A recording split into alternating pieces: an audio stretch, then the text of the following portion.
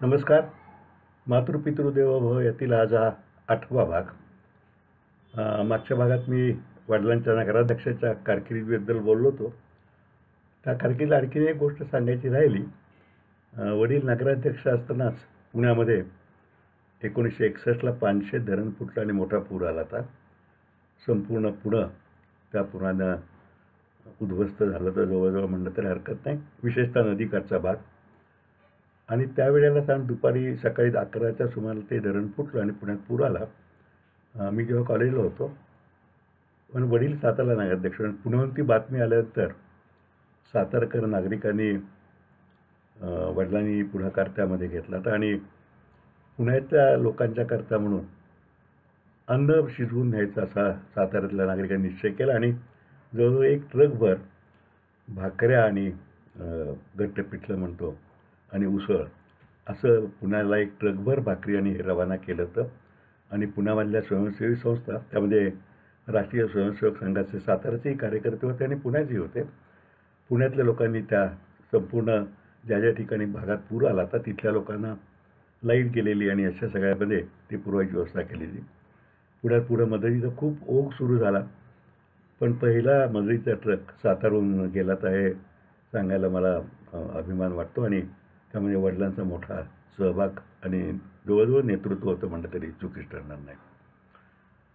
आणि ह्या मधल्या काळामधलं एक आठवण मला सांगायची राहिली, गणपती उत्सवाची. आम्ही 1954 साली, म्हणजे मी 8वीत असताना वगैरे मी सार्वजनिक गणेशोत्सव परत सुरू केला. आणि त्यावेळेला आमच्या घरी गणपती असायचं नाही, कारण आम्ही तेव्हा वडिलांनी नवीन बांधलेल्या घरात राहायला आलो होतो, आनंदी निवासमध्ये. आनंदी माझ्या आजीचं नाव, त्यामुळे वडिलांनी त्याला आनंदी निवास नाव दिलं होतं. आणि तेव्हाच्या नवीन तंत्रज्ञानाप्रमाणे, म्हणजे तेव्हा स्लॅब वगैरे नवीनच प्रकार आलेला होता. कॉलम बीम स्ट्रक्चर ज्याला आपण म्हणतो, ते कॉलम बीम स्ट्रक्चर आणि लोड बेरिंग वॉल याचं कॉम्बिनेशन होऊन जी आमची आज जी इमारत उभी आहे ती आनंद निवास तेव्हा उभी केली ती वडिलांनी. साताराचे तेव्हाचे प्रतिदेश कॉन्ट्रॅक्टर गोपाळराव कान्हेरे आणि साठे ह्या दोघांनी मिळून ती इमारत बांधलेली होती.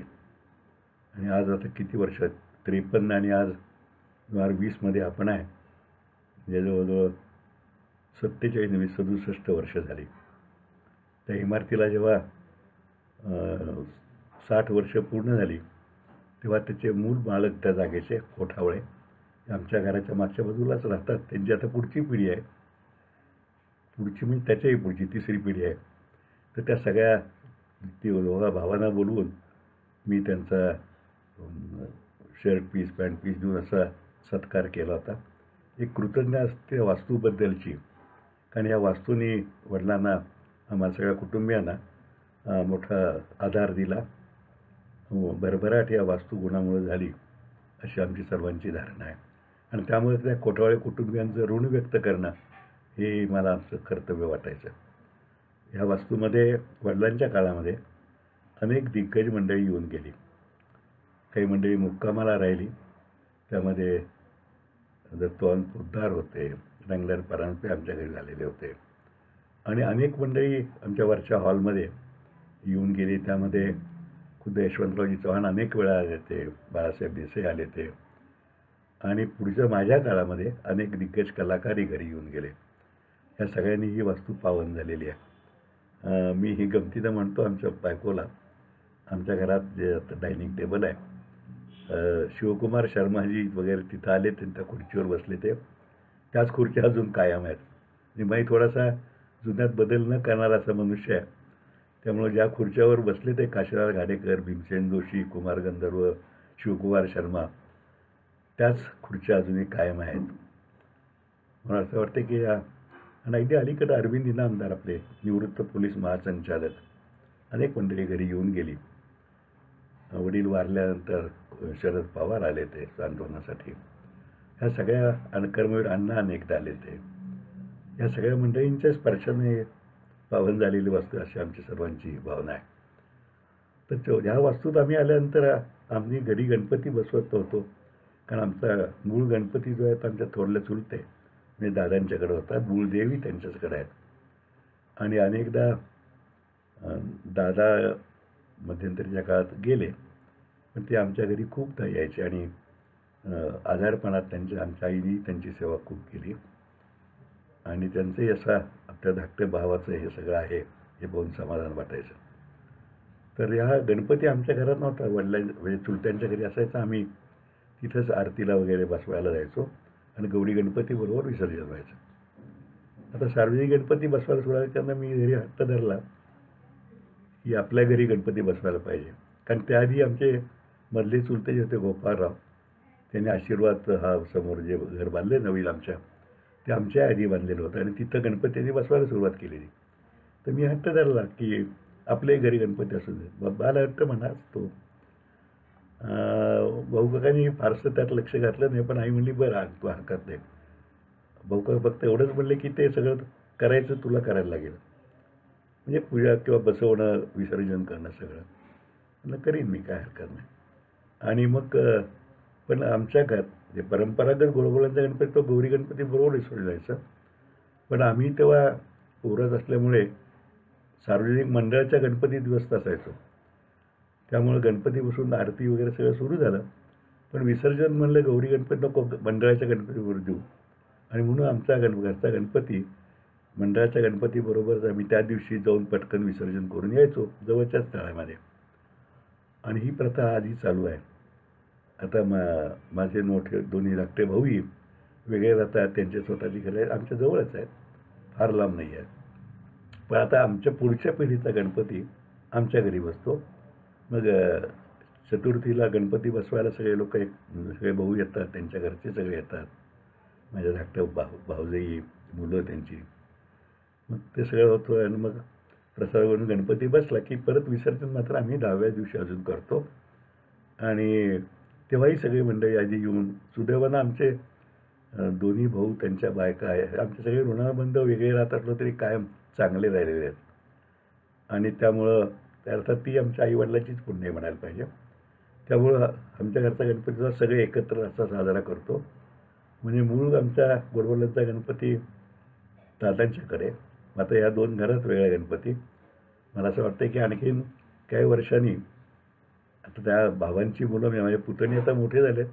एक जण न्यूरोसर्जन झाला आहे, दुसऱ्याचा मुलगा इंजिनियर झाला आहे. पण अजूनपर्यंत ती इथंच बसवतात. पण काही त्यांची मुलं येतील पुढची पिढी, त्यातला कोणी ते हट्ट करे आणखीन परत त्यांच्याही घरी वेगळ्या गणपती बसायला सुरुवात होईल.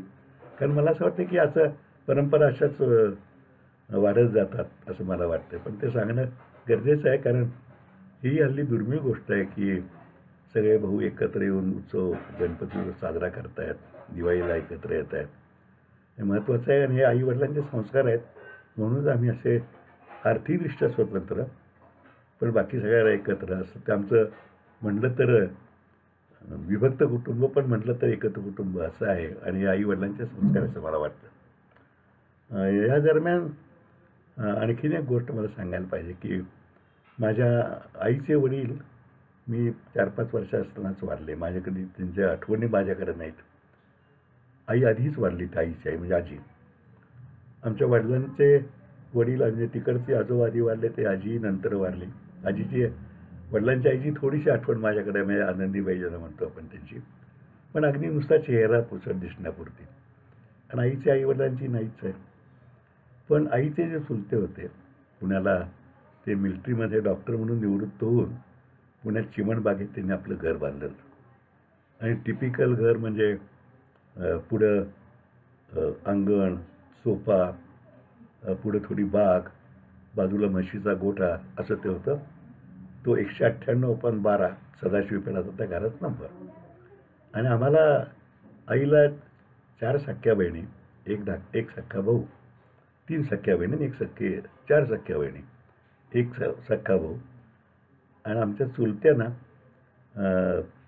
5 मुली आणखीन 3 मुलं. पण हे सगळे म्हणजे मोठ्या त्या चुलत्यांनी या सगळ्या बहिणींचा प्रतिपाळ म्हणजे माझ्या मावशांचा केला. अगदी लग्न लावून द्याईपर्यंत सगळं केलं. आणि त्यांच्या ज्या सख्ख्या मुली होत्या त्यांची सगळ्यांची लग्न, ते म्हणजे माझे म्हणलं तर चुलत मावस भाऊ, पण ते साधारण माझ्याच वयाचे होते, सुरेश गोगटे आणि सुभाष आणि बंडीनाथ जोशी. तर आजोळीमध्ये, जर ह्या आजोळमध्ये दर मे महिन्याच्या सुट्टीमध्ये किंवा दिवाळीच्या सुट्टीमध्ये या सगळ्या बहिणी सख्या चुलत आपापल्या मुलांना सोडून मामाच्या हवाली करून द्यायच्या. माझा थोरला चुलत मामा बाळ गोगटे, तो ॲग्रिकल्चर डिपार्टमेंट नोकरीला होता. त्याहून धाकटा MBBS शिकत होता, डॉक्टर मनोहर गोगटे. तो पुढं MBBS झाला. त्याच्याहून धाकटा इंजिनिअरिंग शिकत होता. तो माझ्याहून 2-4 वर्षांनीच मोठा. आणि माझा सख्खा मामा आहे, तो BCom शिकत होता. तो माझ्यावर 5 वर्षांनी मोठा, प्रभाकर गोगटे. पण आम्हाला सगळ्या लहान मुलांना म्हणजे 5वी-6वी पासून मे महिना आणि दिवाळी सुट्टी पुण्यामध्ये आजोळी घालवायची.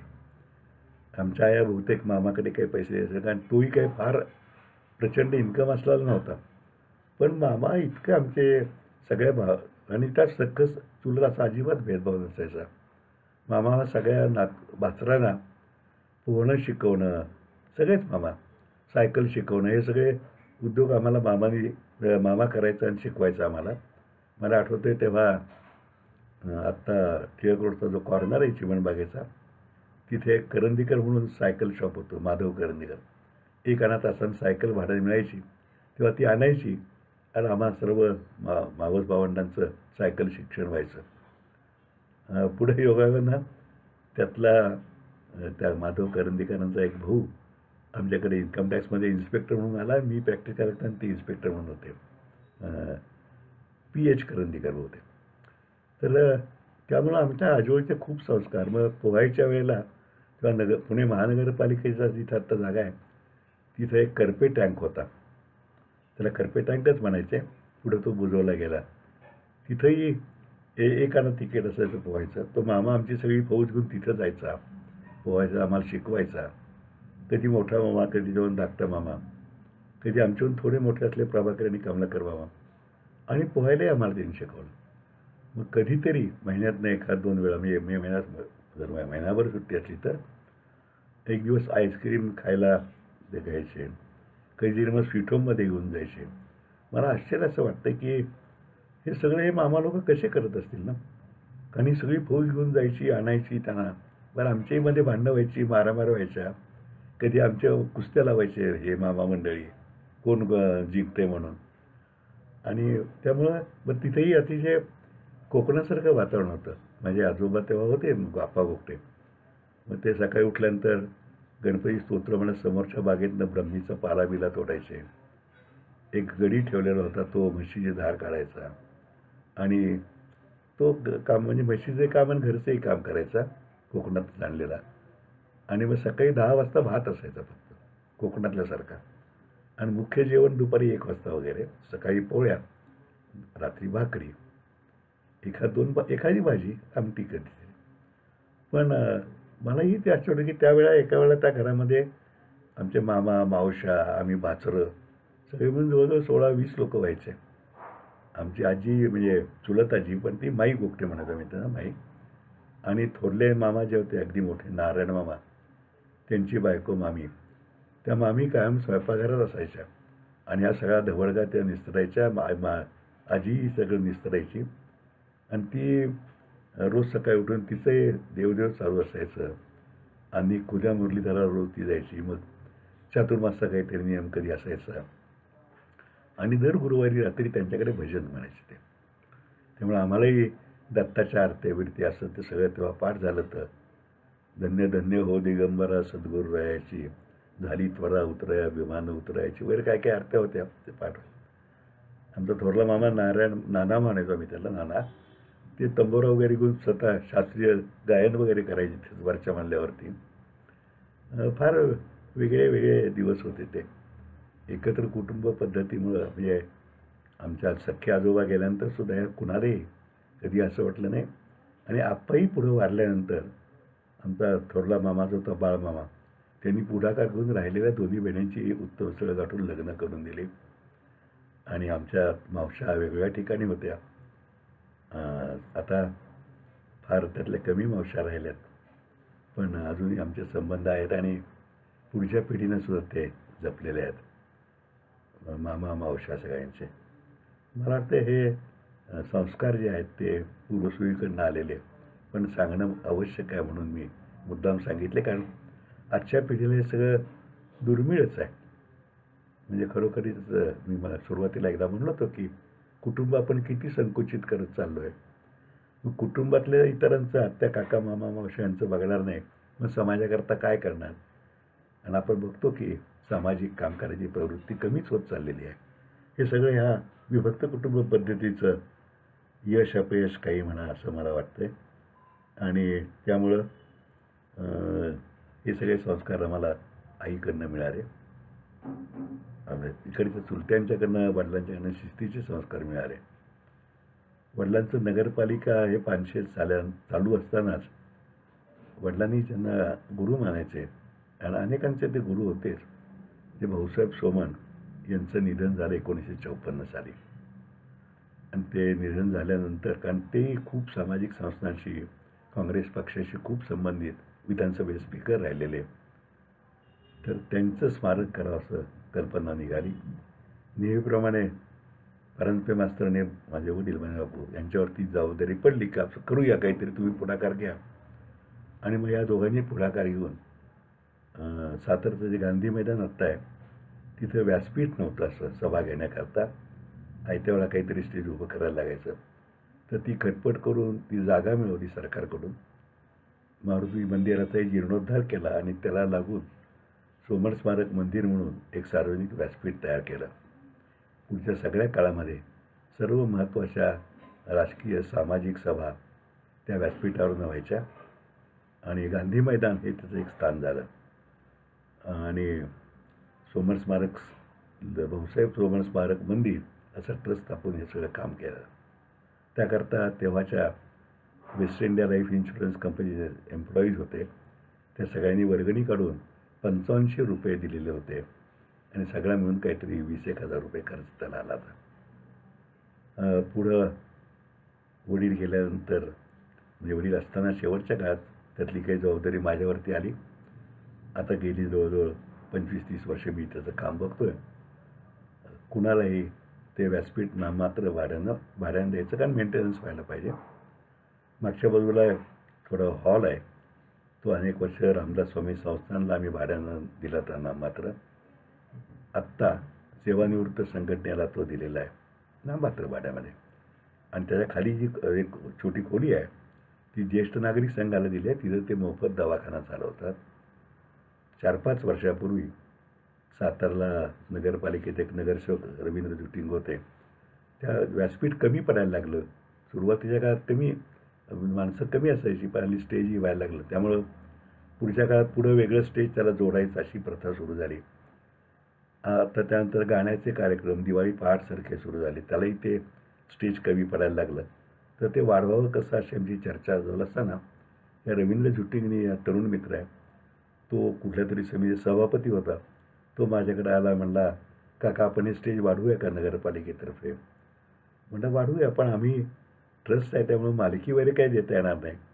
मग नगरपालिकेत आमच्या वाटाघाटी झाल्या आणि हे स्टेज वाढवायचा खर्च नगरपालिकेने करावा आणि आम्ही व्यासपीठ नाममात्र वगैरे सगळ्यांना पूर्वीप्रमाणेच भाड्या द्यावं, भाडं नाममात्र आकारावं किंवा अगदी एखादी संस्था असते गरीब तर काही आकारू नये, अशा तऱ्हेनं ते व्यासपीठ आता खूप मोठं करण्यात आलेलं आहे.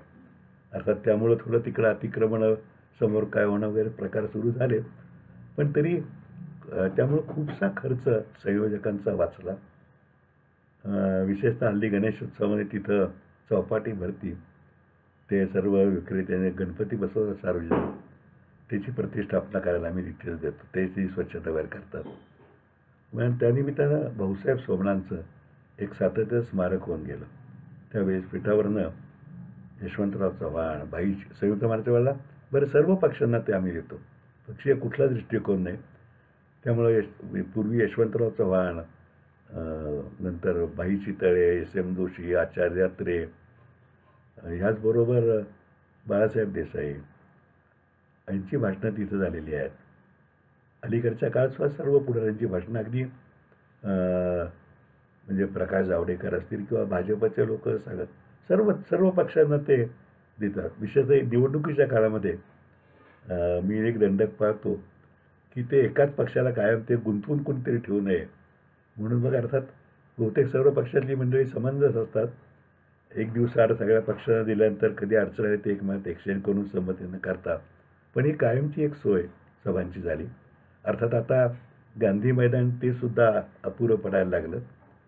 त्यामुळं मोठी सभा फार मोठी असली तर ती आता तालीम संघावरती किंवा जिल्हा परिषद ग्राउंडवरती व्हायला लागली. पण त्या काळामध्ये ते मोठं कारण ते ग्राउंड भरवणं हे सुद्धा सोपं नव्हतं. आता अर्थात माणसं ट्रकमधून आणली जातात, ते भरवतात, त्यामुळे ते ग्राउंड अपुरं पडतं. पण तिथं अनेक चांगले कार्यक्रम सांस्कृतिक झाले. बाळासाहेब बाबर म्हणून नगरसेवक होते इथं. ते दरवर्षी नरक चतुर्थी दिवशी, दिवाळीच्या पहिल्या दिवशी दिवाळी पहाटचा कार्यक्रम होता. त्याला आम्ही विनामूल्य द्यायचो होते. आणि हे सगळं कीर्तनकारांचे कार्यक्रम आहेत. बाबा महाराज सातारकरांची कीर्तन झाली. आत्ता चर्चेत असले इंदुरीकर महाराजांचं कीर्तन मोठं ते झालेलं आहे. त्यामुळे ते अतिशय सोय झाली. आणि भाऊसाहेब सोमनांचं एक चिरस्थायी स्मारक झालं. त्याचा यातनं उत्पन्न काही शिल्लक राहिले तर त्यातनं आम्ही वेगवेगळ्या शैक्षणिक संस्थांना ती शिल्लकी ठेवत नाही फार, शैक्षणिक संस्थांना मदत देतो. म्हणजे परळीला एक अनाथ मुद्दारत्नांचं शाळा आहे त्याला देतो, हिंदवी पब्लिक स्कूलला देतो, मतिमंद मुलांची शाळा आहे त्याला देतो. अशा जे उत्पन्न आहे तेही तिथंच खर्च करतो. एक अतिशय म्हणजे चांगलं काम सातत्यानं सुरू राहिलेलं आहे. आणि मध्यंतरी जी दुरुस्तीचा प्रश्न आला ती दुरुस्ती सुदैवानं चितपावन असल्यामुळे शिल्लक टाकायची थोडी सवय आहे कॉन्टिंजन्सी करता, त्यामुळे ती दुरुस्ती आम्ही करू शकलो आणि ते नीटनेटकं करू शकलो. पुढं केव्हा तरी अर्थात नगरपालिकेनं ते घ्यावं काय असाही विचार चालू आहे, पण माहीत नाही. कारण मग त्यात अनेक राजकीय रंग येऊ शकतील. अशा तऱ्हेचं तटस्थ व्यासपीठ सार्वजनिक उपलब्ध असणारी फार कमी गावं आहेत. त्यात सातारचं नाव या भाऊसाहेब सोमनांच्यामुळं आलं असं मला वाटतंय. आणि परांजपे मास्तर आणि बाने वडिलांनी ही चिकाटीनं पूर्ण केलं. ट्रस्ट करून आमचं काम ते केलं. या सगळ्यातनं हे सगळं चालताना आम्ही बघत होतो आणि त्यातनं शिकतही होतो. आज मला वाटतं आपण इथेच थांबूया. थांबण्यापूर्वी नेहमीप्रमाणे एक कविता वाचतो आणि थांबतो. कवितेचं नाव आहे सूर्य. होती पहाट थांबला होता वारा, 7 दिशा अंधारात, पूर्वेकडे थोडा थोडा थोडा लाल पारा. जगाला वाटे तेथून सूर्यबिंब सानुले, तेजाने उजळीत सारी धरा.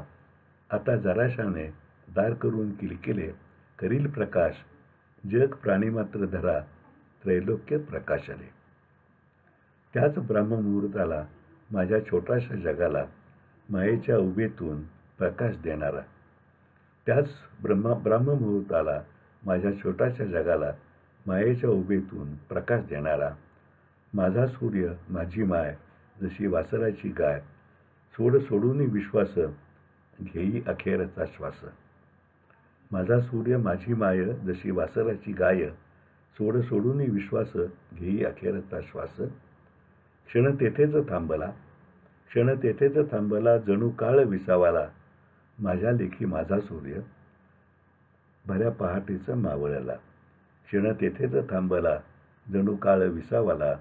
माझ्या लेखी माझा सूर्य भल्या पहाटेचं मावळला. धन्यवाद.